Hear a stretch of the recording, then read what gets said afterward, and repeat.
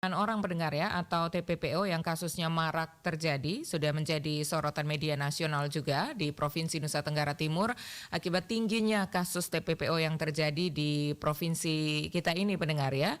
Dan beberapa hari lalu pendengar, Agnes Penimuda, salah satu pekerja migran yang disebut non prosedural dari Flores Timur, ini jenazahnya sudah kembali ke Kabupaten Flores Timur dan pemerintah daerah bersama jajarannya, juga kepolisian dan aparat-aparat lainnya juga ini terus melakukan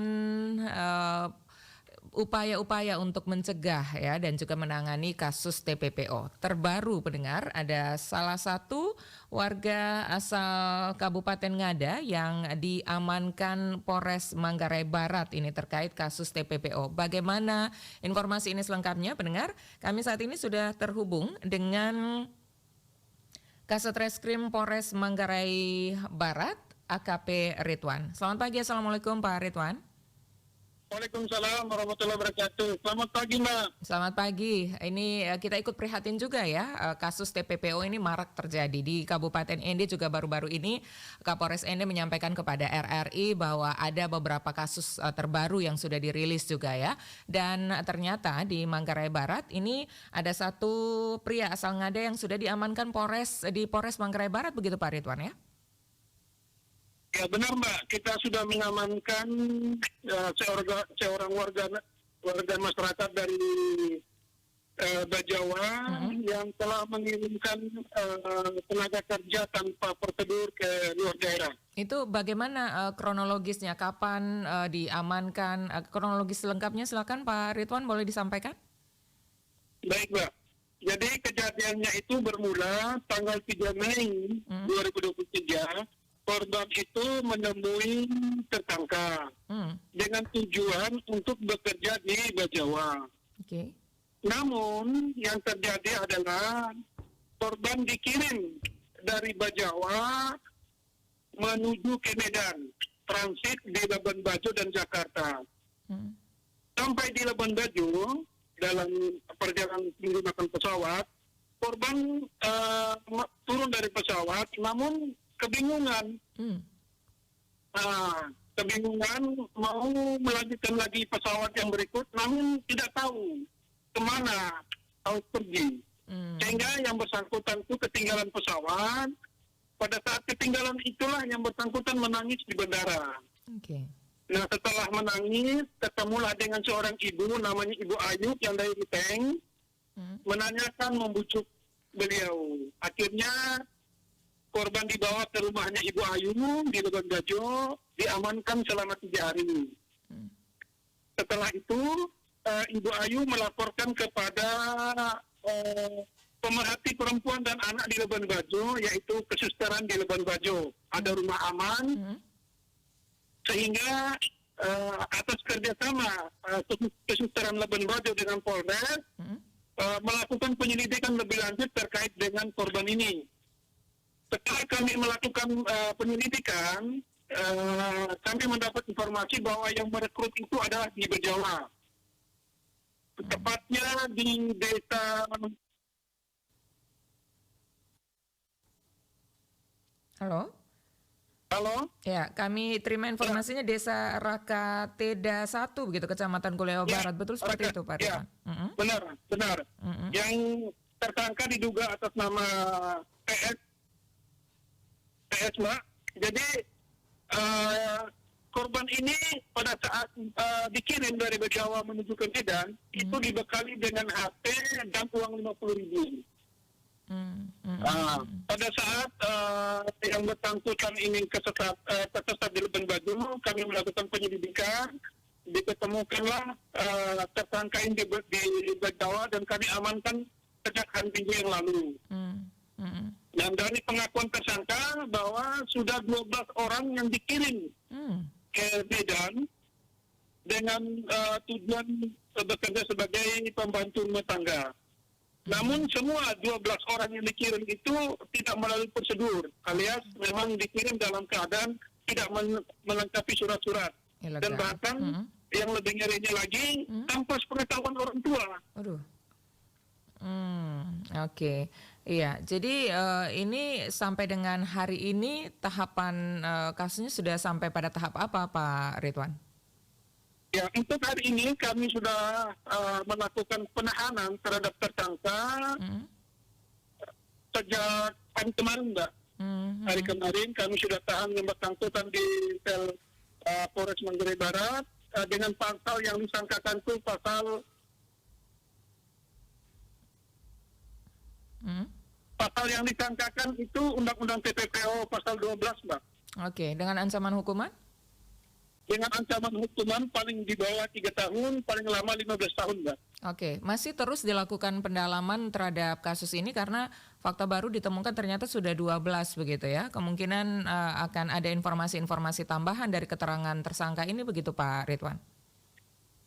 Benar, Mbak. Jadi dari keterangan tersangka, kami sedang menelusuri dari 12 orang ini di Medan itu di mana keberadaannya. Hmm. Karena sampai saat ini pun kami sementara mengidentifikasi orang tua dari 12 orang itu, sehingga kami nanti mengetahui keberadaan anak mereka di mana. 12 orang ini semua dari Ngada atau ada dari daerah-daerah lain dari keterangannya?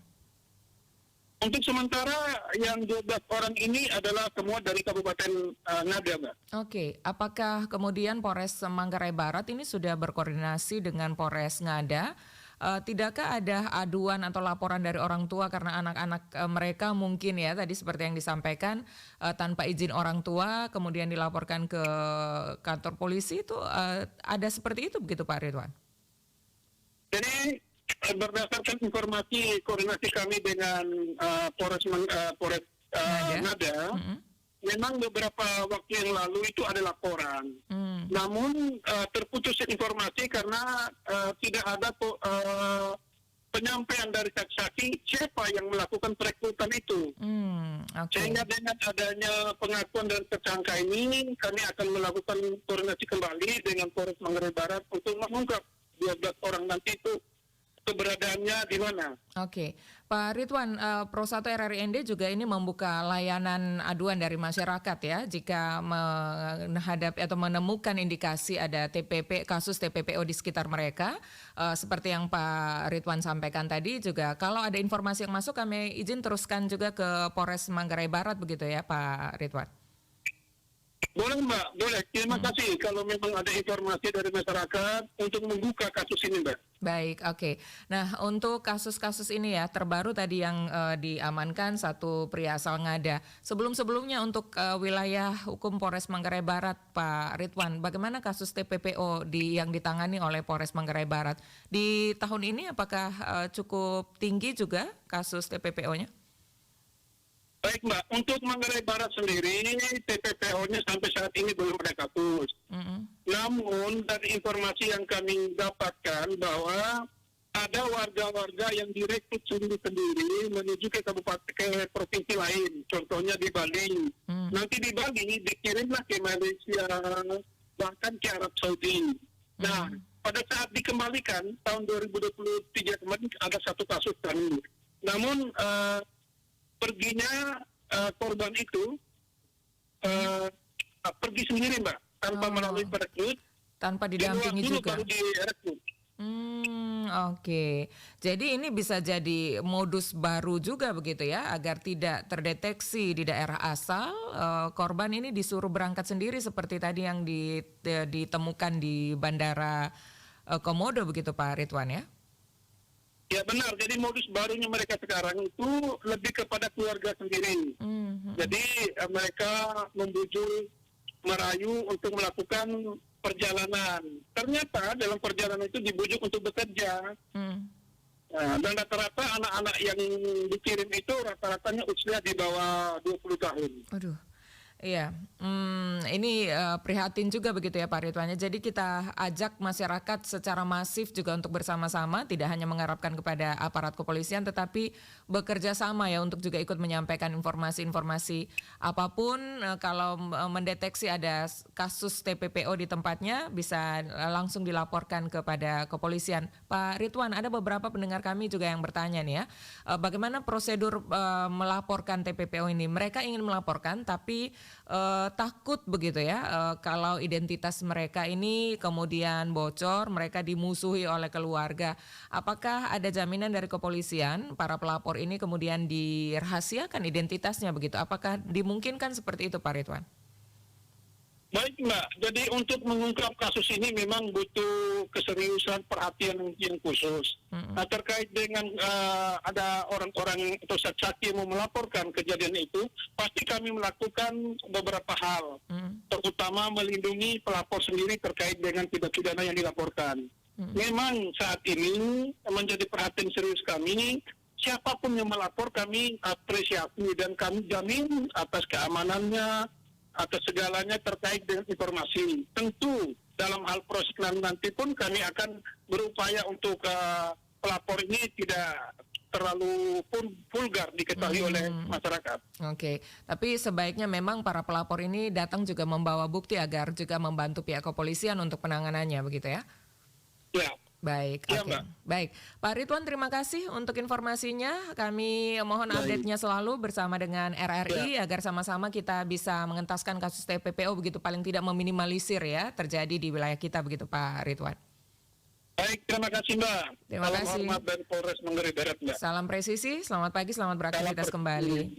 Bersama kami pendengar, baru saja AKP Ridwan Kasat Reskrim Polres Manggarai Barat ini menyampaikan kronologis terkait satu orang pria asal Ngada yang diamankan Polres Manggarai Barat terkait kasus TPPO. Ini sangat disayangkan pendengar ya, tadi disampaikan bahwa sebenarnya untuk yang satu pria asal Ngada ini sudah ada 12 kasus sebelumnya yang berhasil lolos ya dari deteksi pihak keamanan gitu.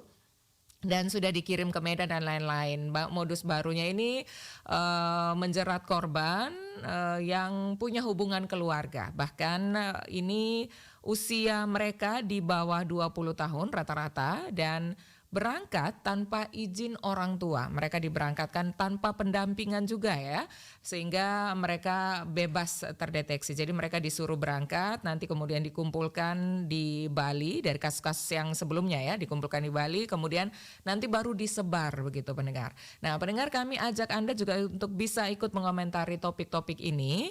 Anda bisa sampaikan melalui pesan suara live di 0821 4451 1957 atau mengirim tanggapannya melalui pesan suara juga di 0821 3878 8786 untuk WhatsApp, juga menyampaikan pesan teks atau juga bisa di Facebook RRI Pro 1 dan juga Instagram RRI Pro 1 ND atau chat langsung di kolom live RRI Playgo.